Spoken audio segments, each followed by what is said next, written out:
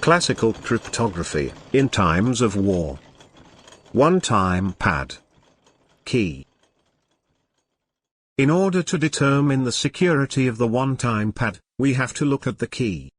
We first want to recall that one-time pad is actually the name of the pad, which contains the different keys. Nevertheless, today it is also used to describe the whole encryption method. When constructing these keys, there are 4 conditions. The key has to be at least as long as the message. This prevents the repetition of the key as seen with the Vigenère cipher and the potentially resulting attacks. Moreover, the key has to be uniformly distributed and randomly chosen.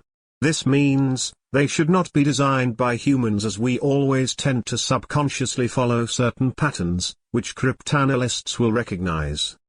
Of course, the key has to be kept secret. And last but not least, the key must not be reused, not even in parts. If those 4 conditions are fulfilled, then we can be absolutely sure that the code cannot be broken, no matter the effort and time. In particular, not even a brute force attack is successful. Why this is true, will be the topic of our next slide.